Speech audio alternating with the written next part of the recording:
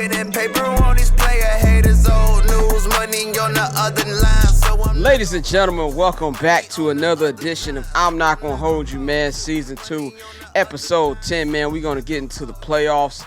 Playoff season is here in the NBA, man. Of course, I'm your host, Scott. You know to follow me on Twitter and Instagram at BarberChairScott. You can follow this great network that this show is on, HNB Media, HNB Media TV on Twitter, and the HNB Media on Instagram. And, of course, you can follow the Barber's Chair Network, where you can also hear this audio if you just want to hear the audio version. And at Barber's Chair Net on Twitter and Instagram. Subscribe to our Patreon, patreon.com/Barbershop Network. Got the $5 package, Summer Sessions, $5 79th and Hallis package. And if you want all of them, just get the full $10 Barber's Chair All Access package, man. Well, I appreciate everybody who subscribed to that, man. Our subscribers have gone up over this last month, so we appreciate y'all. I just want to give a big shout out to all 40 of y'all who have donated money to the 79th and Hallis NFL Draft GoFundMe. Me and my brother Flows, we just got approved to cover our first NFL Draft in a couple weeks in Las Vegas at Allegiant Stadium. Where we put the fund up because we submit our application like a month ago, and the NFL took mad long to respond to us, but we got clear, so we didn't have enough time to really get finances together for that. So anything that you guys can do to help us, we appreciate anybody who, even if it's just $2, even if you don't have the money to send to us a retweet or mention anything, will help us out. We definitely appreciate all 40 of y'all who have submitted. If you're interested in submitting, we're going to have the link down here or either on the screen or in the description box, and maybe both. Shout out to TPJ, who's going to be taking care of all that, so y'all can donate to that on that GoFundMe, man. We're going to try to get up to at least $3,000 so we can go out there and give y'all good draft content 2 weeks in Las Vegas. So salute to y'all, man. I want to give a shout out to my super producer, Pavi, in the building. We're going to get into this NBA playoff stuff, man. I'm going to kick it off with my sound off. We are sitting here. It is Wednesday, April 13, 2022. So, of course, the second night of playing games will take place tonight. So, when you're watching this, we'll already have winners for those. So, I'm not going to preview those because that'll be old news. But everybody who says the play-in, we don't need it, or there shouldn't be under 500 teams even have a chance to get into the playoffs, I want to say that you guys don't enjoy fun. You guys don't enjoy competition. This NBA season it's a very long season. It's 82 games. The only season that's longer, obviously, is baseball, 162. So you have a lot of pointless games. The play-in, to me, makes these last couple weeks worth it. Makes these last couple weeks, something that you need to watch, because you got all these teams fighting for playoff position. I mean, the team that everybody has been talking about all fucking year, the fucking Lakers, wouldn't even be in the conversation if it wasn't for the play-in. Shit, we wouldn't be talking about the Nets if it wasn't for the play-in. So we have all these things going on, and even on this last Sunday of the regular season, it was like 20 games going on at one time. Everybody trying to make sure they're trying to have the positioning to avoid certain teams and not have to be in a winner-take-all type of game. So the competition has been really high, and I even like it for the younger teams. So, like, if you're like a Charlotte or like a New Orleans or, an Atlanta, things of that nature, or even Minnesota, you're giving yourself an opportunity to be in that situation. As of before, it would just be like pointless games towards the end of the season. Now, I criticize Adam Silver a lot. I do not think he's that good of a commissioner. All hail, long live David Stern. I feel like he was the best commissioner for the NBA. But this is probably his greatest invention. I love it. It's entertaining. And these two games we had on Tuesday night were phenomenal. Both games were very entertaining all the way down to the wire. I saw great performances on both ends. And this is something that, is going to stick around. Last year we had a situation we never see, which was LeBron James versus Steph Curry in a play-in game. And a lot of people didn't think it was going to get better than that. I mean, even look at the Memphis Grizzlies. The Memphis Grizzlies are the number 2 seed in the Western Conference year. Had an overall franchise record and win with 56 wins. Ja Morant was the MVP candidate all year. You can say a lot of this started last year in that play-in tournament when they knocked out Steph Curry and the Warriors, in San Francisco. They took that and they were able to build off it. So this could be a little bit of a launching pad for young teams and even teams that might have dealt with a lot of injury or in this season COVID to be able to help them get in that position. And just like the Brooklyn Nets, who we all know would have been a top 3 seed if they didn't deal with Kevin Durant's injury and Kyrie deciding he wants to be a fucking part-time player all year. And so I just want to give a shout out to Adam Silver on that. Very entertaining games. I think it's great for the league. And, it's one thing that, even, these other teams like, oh, we're going to play as hard as we want to play so we don't have to play in this type of playing, man. So I love that type of competitive energy that is brought, man. So that's my sound off, man. The play-in wins. Adam Silver wins with that one. So let's get right into my rundown, man. Let's talk about the two playing games that we saw on Tuesday night, man. Let's start with the first one, which took place in Brooklyn. Brooklyn Nets taking on the Cleveland Cavaliers. And by the way, I just want to send all prayers and love out to everybody, who may have been affected in that shooting in Brooklyn, in the subway over there, man. Our prayers are with y'all. But Kevin Durant, Kyrie Irving, and the Brooklyn Nets hosted the Cleveland Cavaliers. The Cavs, a team that, a lot of people didn't see coming. I know I damn sure didn't see them coming. On my preseason episodes of this show and also on Ball Don't Lie, my basketball podcast with me and the homie Dante. Of course, you can check that out on Barber's Chat Network. I thought they were going to be a lottery team. I didn't expect them to be as good as they were, to be in the top 6 race as long as they were. Now, of course, they dealt with some injuries. Jared Allen has been out for probably like a month and a half now. We have no word on if he's going to play on Friday against whoever wins the Hawks-Hornets game, but he's been out. Evan Mobley dealt with a lot of injuries toward the end of the season.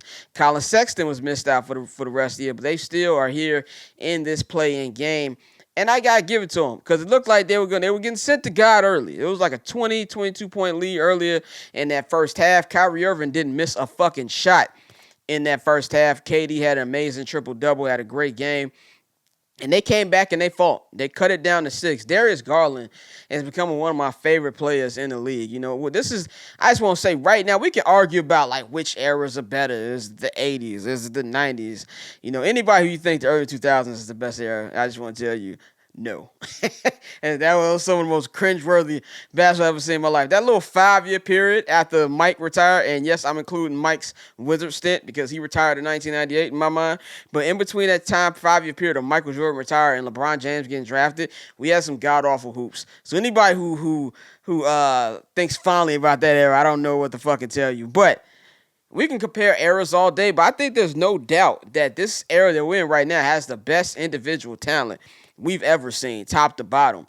And you're seeing all that stuff be on display when we're seeing with Darius Garland. I remember being on Hoops and Brews earlier this season, and Pavi said that he didn't think it was that big of a stretch to say that Darius Garland was a better point guard than Ja Morant. I thought it was crazy at the time, but I've been watching more basketball since then. I'm like, it's not that hard of a take. If we're going off strictly just off point guarding, I don't think it's that hot of a take. And he's been really carrying this Cleveland Cavaliers squad despite all the injuries that they've been dealing with. And he was one of the people who helped lead this comeback towards the end of this game, man. And, one thing that Brooklyn did, and we'll talk about their series with Boston later on, Brooklyn it's very hard to beat them guys. I understand they don't play the best defense. I understand they're out there missing Ben Simmons. But you got two of the best offensive players, maybe all time, and Kevin Durant and Kyrie Irving. And you got to outscore those guys. You got to beat those guys at the end. And no matter how close Cleveland was able to make it, it was just way too much KD and way too much Kyrie towards the end of that game, man. And that was really something that sealed it. And for Brooklyn, you got to be, having a little sigh of relief right now. Because just a week ago, they were the 10th seed. And it looks like they're going to have to be in, a one-hitter-quitter type of game against, Atlanta. And we could talk about how, underachieving Atlanta has been, especially coming off of Eastern Conference Finals berth last year. You don't want to play Trey in a game in Atlanta with your season on the line. Trey is one of those primetime players who you don't really want to see in that type of situation, no matter how good KD and Kyrie are. So for them to bounce back from that, to have home court in this play-in game, and now they're going to be, in a series against the Boston Celtics, they got to be feeling pretty fucking good. And if you're Cleveland, I know you're upset you lost this game, but let's be real. You lost this game when you lost to the Orlando Magic a week ago. And by the way, I don't thank you for losing to Orlando Magic, and that's because I didn't have to watch my Bulls be a sacrificial lamb to the Nets on Tuesday. Now, they're going to be a sacrificial lamb to the Milwaukee Bucks, but at least it'll be in a series. So they lost that game on Tuesday when they lost to the Orlando Magic. But now they have an opportunity to go home. They're going to have that loud Cleveland fan base behind them, ready to rock, going up against either Trae Young and the Atlanta Hawks or a team that has no experience, and that's LaMelo Ball and the Charlotte Hornets. So I think that they're going to have a huge advantage in that game. They have an opportunity to get into that 8th seed and go up against a Miami Heat basketball team. And I just got to give love to the whole front office in Cleveland. Kobe Altman has done a tremendous job as GM. He's built a nice young roster there.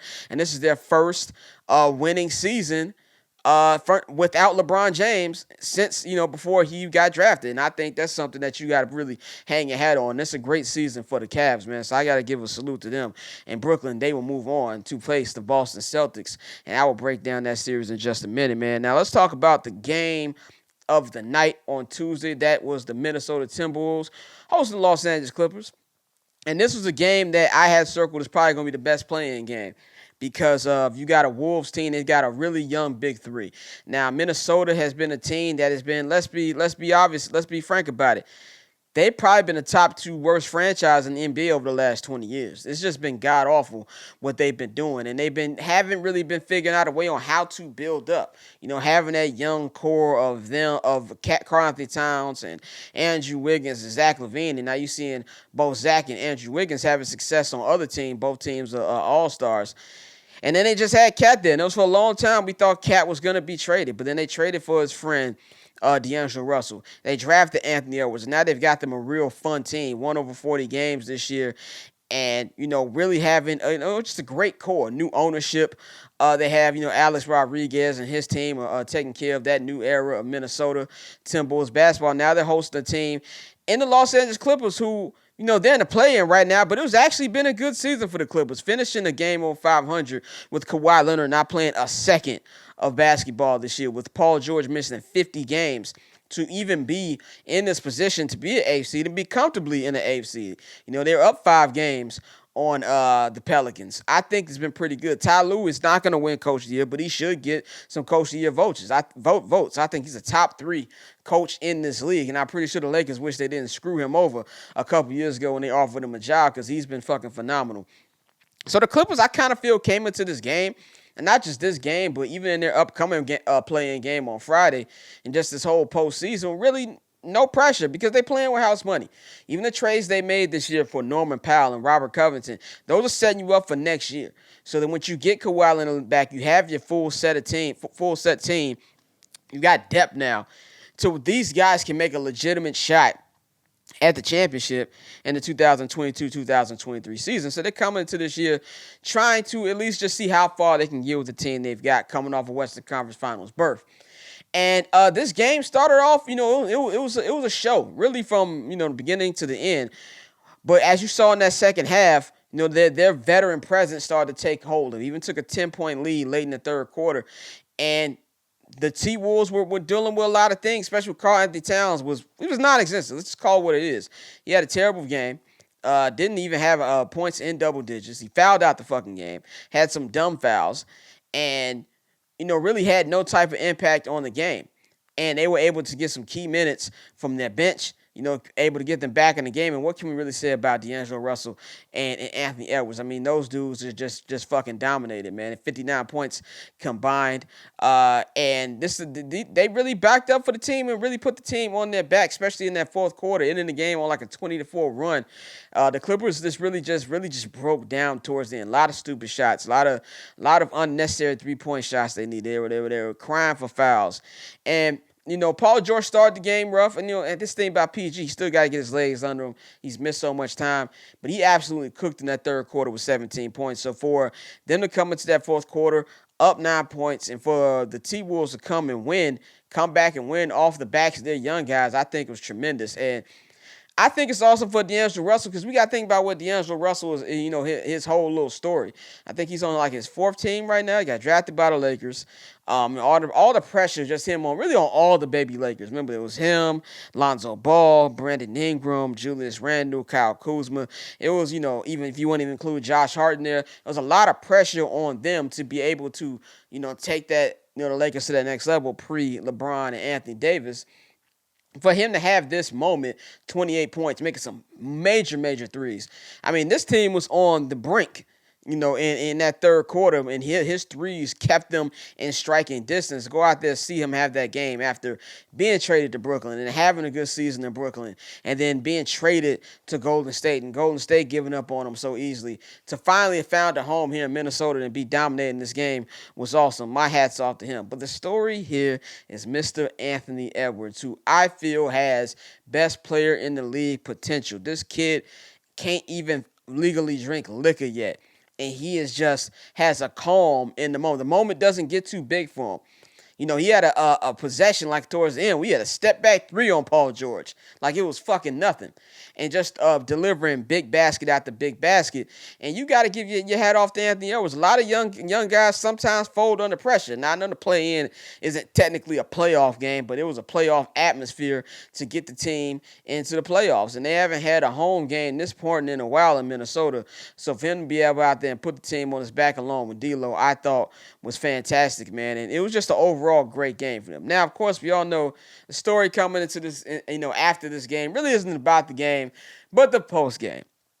Patrick Beverley, Chicago legend, shout out to the West Side, shout out to Pat Bev. He had a chip on his shoulder. After the way his tenure with the Clippers ended last year, he was traded to Memphis, and then Memphis traded him over to Minnesota. He had a huge impact in that game defensively, and just getting his team energized to come back from that deficit they faced. And you can see the emotions pour out of him, jumping on top of the scorer's table, throwing the ball in there, throwing his jersey in the crowd. And a lot of people thought it was over the top. And I'm not going to lie, I did think it was maybe a tad over the top, you know what I'm saying? But you have to put, we need to think about the situation when it comes to this. Like, this is a team, like I said, probably the second worst team in the history of the NBA over the last 20 years. I mean, you could probably argue Sacramento's been worse. This is the Minnesota's only their second playoff appearance since Kevin Garnett left the franchise, and Kevin Garnett even didn't make the playoffs till 2004. So it's been a long time. It's been 18 years, only 2 playoff appearances in that time. So it's a big moment for this franchise. And I think when it's hard to win in sports. Every team's not going to win a championship. In any sport, really winning a championship is a toss-up. And it has a lot of luck and health. The healthiest team and the luckiest teams usually win the championship in any sport. I have no problem with the way the Timberwolves celebrate this game, just because you look at the history of this franchise. This is big for these young players, and also it's personal for Patrick Beverley with the way that he was treated, from the Clippers and then into that situation. And even he said coming into this year that the Wolves were going to make the playoffs, and everybody laughed at that. Oh, the West is stacked. That's not going to happen. Who the hell you think you are? So to get them into this playoff situation, I thought it was great, man. So I don't really care about the reaction to it. Let people celebrate things, man. Everybody's not going to win a championship. This is huge for this Minnesota Timberwolves organization. This is something they can build on going forward, and it was something that was personal to Pat Bev. And I think a lot of people out there, one thing I don't like, a lot of people who don't watch basketball for real act like Patrick Beverley is trash. If you think Patrick Beverley is trash, you don't watch basketball. Everybody doesn't have to be scoring to be a great player in this league. He fills his role. He talks a lot of shit. But he goes out there, he does what he does majority of the time. And this is, he's one of those players that, you hate him when he's against your team, but if he's on your team, you love him. He's in that Draymond Green and Joakim Noah territory as far as, hate level. Now, of course, he's not as talented as either of the two. But as far as hate level and getting your team all juiced up. And maybe it's just because I'm from Chicago, but I always love Patrick Beverley. When I tell people that Pat Bev used to give people buckets back in high school, they look at me like I was crazy. He used to give up he used to score like 35, 40 points a game back when he was in high school. I remember seeing those battles with him and Derrick Rose back in the day. So this really just shows you how talented NBA players are, that you got role players like a Patrick Beverley who in any other situation would look like Michael fucking Jordan against you. So I love the energy that Pat Bev has, and I'm just really looking forward to seeing him go up against Ja Morant for these next 7 games, man. Don't let Russell Westbrook, Pat Bev trick y'all. Russell Westbrook trick y'all. That's the last person to be talking about any type of fucking tricks. So shout out to Patrick Beverley, man. We're going to preview that series with the Memphis Grizzlies in a second, man. But let's get into the Eastern Conference playoff set. I'm going to go over the 3 playoff series that are set. Of course, we don't know who the Miami Heat are going to face yet. Same thing with the Phoenix Suns of the Western Conference, so I won't preview those series on this episode. But let's start off with the number 2 seed, the Boston Celtics, who had the best record in the NBA post All-Star break, went from being a team that was fighting in that 6-7 hole in the first half of the season, 75% of the season. They bounce back and make it all the way to the 2 seed. Jason Tatum's been great. Jaylen Brown has been great. Finally, like they're finally getting that chemistry together that everybody's been seeing from them two. And defensively, they've just been dogs, making it real hard to get a basket on them. Robert Williams has been great. Marcus Smart has been great. We got to give hats off to Ime Udoka. He's been an amazing coach this year. He should get some Coach of the Year votes just his first year as a coach. Or Mr. Neil Long, as I like to call him, I wouldn't have a problem with anybody calling me Mr. Neil Long if I was married to her either. So this is not disrespect at all. This is a salute to you, my man. But they're going to be hosting the series against the Brooklyn Nets, man. I think this is the most intriguing first-round series because, honestly, it's a toss-up. It could go either way, man. This is the biggest opportunity, I feel, for the Boston Celtics in the post-Big Three era. So the post-Paul Pierce, Ray Allen, Kevin Garnett era. We know in 2018 they made the Eastern Conference Finals when they had an epic 7-game series against the Cleveland Cavaliers where, Jason Tatum in his rookie year was going head-to-head with LeBron James. A game I feel like they could have won if Brad Stevens would have continued to give the ball to Jason Tatum. I don't know if you remember, but Jason Tatum dunked on LeBron and Brad Stevens was like, hey, fuck it, we're not going to give them the basketball anymore. But this is their biggest opportunity since then because they're going to be favored in this series. Well, at least they should be favored since Vegas says otherwise. But they're going to have a great opportunity to win this series. I feel like it's the first time that, him and Jaylen Brown are finally in their own. And it's a 2-on-2 type of thing, man. So people are expecting them to win. And this is going to be a lot on their shoulders. Now, they got the home court advantage, and they should have a great opportunity to actually represent the East in the NBA Finals, a place that the Celtics ain't been in 12 years now. So I'm going to take Brooklyn. Now, I know a lot of people are going to be saying, oh, Brooklyn can't play defense. They haven't had that much chemistry together. We don't know what Ben Simmons' status is, even though Ben Simmons took a picture today while he was on the practice floor with, the one of the emojis that he only tweets on days that he plays. And, Ramona Shelburne said that there's a little optimism buzzing in Brooklyn that he could play this series. And I think that will change everything if Ben Simmons plays. Not just a series, but I think that changes the whole championship landscape if Ben Simmons plays. Because Ben Simmons can actually play his role of defending, rebounding, and being a point guard. They don't need him to score. That was the main thing when he was in Philly. He's passing up open shots. He ain't got to do that shit. And I think if he plays, that's going to be a major factor. But I'm rolling with Brooklyn in this series in 6 games. Because I'm just going to let it out right now. I'm taking Brooklyn in any series in the Eastern Conference against any team that doesn't have Giannis Antetokounmpo on the roster. That's how much I believe in Kevin Durant and Kyrie Irving. I don't give a damn what other things you're talking about basketball-wise. You got to beat them. And I just don't think Boston will beat them. I'm not saying they can't beat them. I just don't think they will. And the loss of Robert Williams really evens the playing field a lot defensively for me. And this is a team that Boston, they struggle in the half court. And that's kind of why I wanted the Bulls to play them in the first round. Not saying the Bulls would have beat them, but I do think it would have been a longer series for the Bulls and giving them a better chance just because you have two teams that struggle with half-court offense. Bulls struggling more because Lonzo Ball isn't playing, but that's a topic for another day. But in here, this is a team where I feel like they're going to struggle in this series. And the Celtics honestly have to prove it to me. Like I just said, outside of 2018, they haven't had any playoff success. And that was a rookie year for Jason Tatum when they didn't expect much from the Celtics. We've been hearing every year about how good the Celtics are. They got to go out there and win and show us that they're capable of doing it against a formidable opponent like the Brooklyn Nets. If they can knock off the Nets, I think the sky's the limit for Boston because then that opens up the door to get Robert Williams back in the second-round series where you will end up playing the Milwaukee Bucks and you're going to go one-on-one against the champions. So this series could realistically go either way, but I just think it just comes down to who has the better players on the court. And I'm going to ignore the basketball parts of defense and things like that for this situation.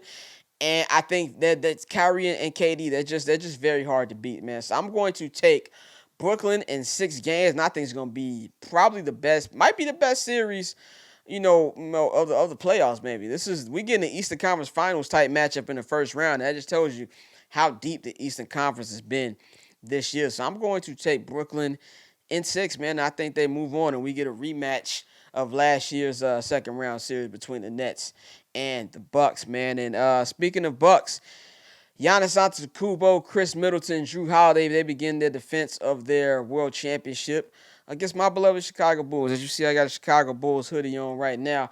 The Bulls making their first postseason appearance in 5 years. The last time they made it, of course, was a 3 Alphas team of Jimmy Butler, Dwayne Wade, and Rajon Rondo. Jimmy Butler is now in the Miami Heat. Rajon Rondo is on the Cleveland Cavaliers, and Dwayne Wade has been retired and has his jersey up in the rafters over there in South Beach. So a lot has changed since then. And that was a team where they were up 2-0 on that number 1 seeded Boston Celtics team. And then Rondo broke his wrist, and then the rest is history. I really think Rondo breaking his wrist, to me, is a watershed moment in the history of the Chicago Bulls that a lot of people ain't going to talk about. Because I believe that if he doesn't break that wrist, they going to win that series. And I don't know if the Bulls trade Jimmy Butler. I don't know if the Bulls trade Jimmy Butler, and who knows, what that means about Zach Levine coming to the Bulls. So that changes a lot right there. So the Bulls are in a hard place right now because the Bucks have been playing great basketball the second half of the season, getting into championship form. They've gotten Brook Lopez back. They've gotten George Hill back. And Giannis has just been unstoppable. I mean, he's the best player in the league right now. And that's no disrespect to Kevin Durant. I think Kevin Durant is 1B, but I give Giannis the edge because Giannis is better defensively right now. And I think KD played a great defensive game in the playing game against Cleveland, but he just can't do it as consistently as Giannis because of that Achilles injury. So I give Giannis the nod over that. I think for the Bulls fans, and I see a lot of Bulls fans say they're conflicted, and I don't understand why you'd be conflicted because you have to take a zoom-out approach when it comes to this season. A year ago, if you'd have told us we'd been in the top 6, no play-in after winning only 31 games last year, you would have fucking took that shit easily. Easily you'd have took it. And this is also a team that, I don't want to blame injury too much, because I do feel like a big factor was effort, and I don't care who's hurt. Effort, you can have effort no matter who the fuck is playing on the court. And I do think this team lacked a lot of effort in the second half of the season. But this is a team that, of the 5 of Lonzo Ball, Zach Levine, DeMar DeRozan, Nikola Vucevic, and Alex Caruso played a combined 95 minutes all season. So they didn't really have an opportunity to really build off that. The offense was way smoother, had more fluidity, more fast breaks with Lonzo Ball in there. Lonzo Ball has basically missed the entire calendar year. This is the least games he's played in the season his entire career. And his recovery from that knee injury did not go well, and he will be out for the rest of the season. I think Zoe needs to rest up because he's a huge key in this team. He helps defensively. A lot of people forget Lonzo Ball is not a short guy. Lonzo Ball is 6'6", 6'7". He can go out there and guard just as well as Caruso, and also he's the team's best 3-point shooter. And this is a team where this is a successful season no matter how you want to look at it. If the roles were reversed and the Bulls had a shit first half and a great second half, I don't think we'd be thinking, a lot of Bulls fans be thinking the way they're thinking. So I want y'all to take a, zoom out, think big picture when you think about this. And, Zach's been hurt. Caruso's back has not been good. He's still dealing with that wrist. There's a lot of things that's been going on. But they got to take that ass whooping like a man. I mean, I think it's going to be a sweep. I think it's going to be a clean sweep. As a Bulls fan, I'm just, if they win one game, I will be floored and I will be more than satisfied with one win in this season. I just don't see it happen. I won't say it can't happen. It could happen like a Game 3 situation. You're at home, first home playoff game in Chicago in a while. Maybe Zach and DeMar combine for like 65 points or some shit like that, and they could win. So Bulls fans need to find different things to get you through this series. And I would say, watch how the team fights. If these games are close, that's something you can build on. Zach Levine is about to enter free agency. He's poised to get a max contract, probably over $200 million that he's gonna get. He's gonna be a very rich man. And all signs point to him easily signing with the Bulls. We really haven't heard anything about him testing the market. I think we all expect him to be a Bull very, very quickly, long term. But I want to see how Zach's gonna play in his first postseason. What's he gonna do out there? What's he gonna show me something, Zach? He needs to go out there and put on a show. I'm looking forward to that. I'm looking forward to see how DeMar is going to play. I mean, DeMar has been in the playoffs mad times, But he hasn't really necessarily been good in the playoffs. We all know the nickname, the DeFrozen nickname. We want to see how he's going to play in this series. Not just as a Bulls fan, I just want effort. That's all I'm asking for. Act like you give a damn. Because they haven't acted like they've given a damn in such a long time, man. So I'm going to take the Bull. I'm going to take the Bucks in the sweep. I just hope they actually, give us a little fight, man. You got to take your ass whooping like me. You got to learn how to lose before you win. You made the playoffs. Get beat up by the world champions, bit off this in the offseason, man. So I'm definitely going to take the champs in the sweep and then move on to the next round, man. Now we go to the most intriguing Eastern Conference series of the series that we have so far in this playoffs, man. This is the Philadelphia 76ers hosting the Toronto Raptors, man. And as you know, we'll get into later my Goofy Mog of the Week that has something to do with the Sixers. But the Sixers, they might have the MVP in Joel Embiid, and we don't know if he's going to win that, but this is his best chance to win that. James Harden, another postseason of him with another team. I think he has the most pressure out of any player in the playoffs. I know he said that he doesn't have any pressure and all the other stuff. It's bullshit. The lights are all on James Harden. He's got to step up and perform. And obviously pressure is on Doc Rivers. The pressure is on the Philadelphia 76ers in general. I think this team has most pressure out of any team in the playoffs because they went out there and they gave up so much to get James Harden. Now he has to make sure this trade is worth it and to go out there and put on a show. He has been god-awful over these last couple weeks. In fact, here's a crazy stat for you. He only has 2 more field goals made than turnovers over the last 2 weeks, which is an insane stat. So he's got to show up. I'm not worried about Joel Embiid. Joel Embiid is going to do what he want to do. He's got to step up. Tobias Harris has got to step up. And it's a two-way thing with Tobias. Tobias has got to step up, and Doc has got to do a better job of getting Tobias more involved in the offense because Philly's not going to win shit. They're not going to win a championship if you don't have Tobias Harris being a legit part of this offense and scoring, which is their goal is to win a championship. It's championship bust for the Sixers. And the Raptors has been a great regular season team. I mean, I've got to give a shout out to Nick Nurse. Nick Nurse has been incredible. He's a great coach. For all of you Laker fans out there think he's going to leave his comfortable situation to come to fucking Lakerville, I think you are out of your fucking mind. They're really building like an East Coast version of the Spurs out there, and I'm really liking what I'm seeing. And this is a team that they can win on the road. They've got a great home crowd, man, and they're going to be able to go out there and really show up and try to make this a tough series. I'm going to take the Sixers in 7. I'm not that confident in that pick. Just want to tell you that right now.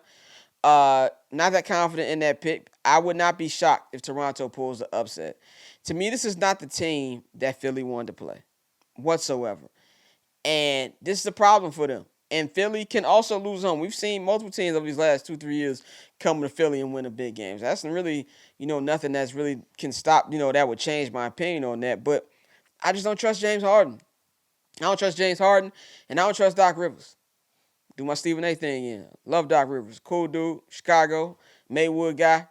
I give love and respect to all these black coaches out there. Cool guy. I met him personally.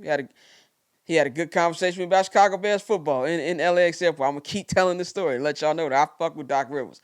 But with that being said, I think he's one of the most overrated coaches of all time. And he is not, delivered in big-time situations as much as we've seen. He's really, honestly, and I hate to say this, he's Marvin Lewis with a championship. And I have no problem with that. I have no problem with black coaches being able to be mediocre and get paid. That's the American dream.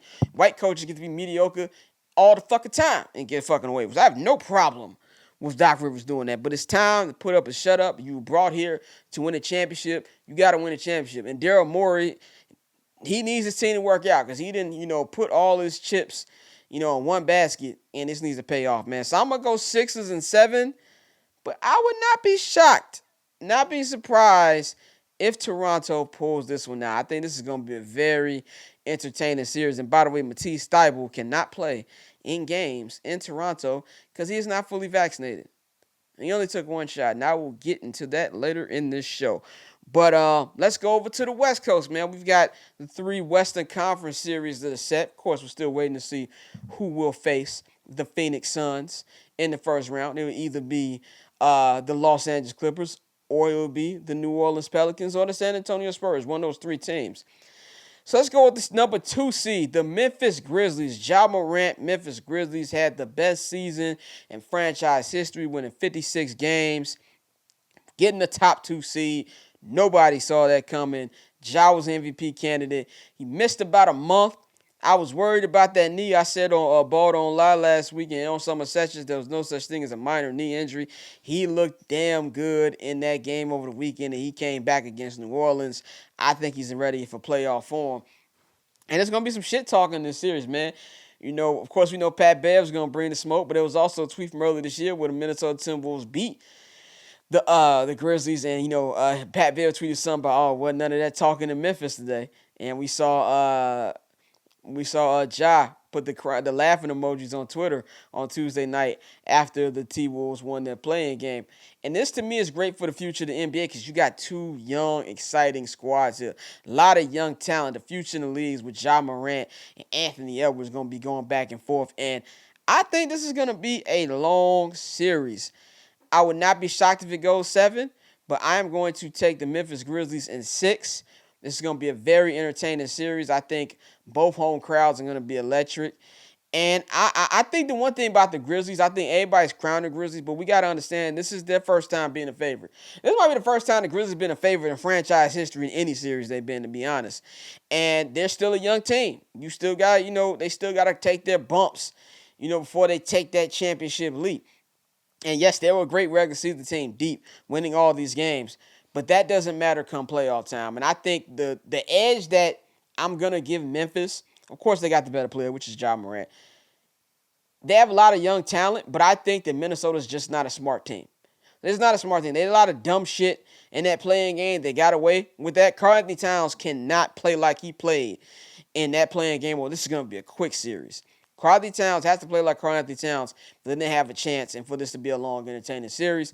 But I think Memphis will have enough, but it is going to be very fun to watch, and I can't wait to watch this, man. So I'm going with the Grizzlies in 6. These next two series have a little bit of a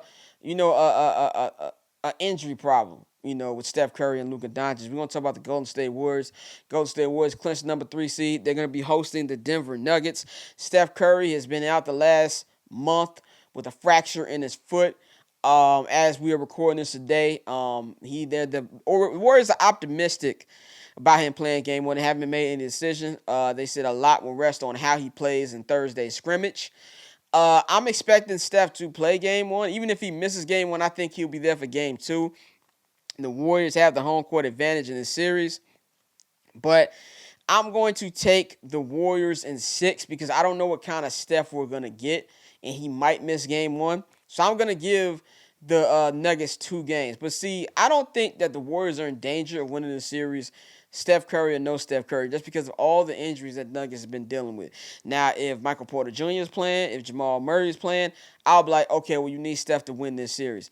Jokic is going to get his. We all know that. Jokic is going to get his.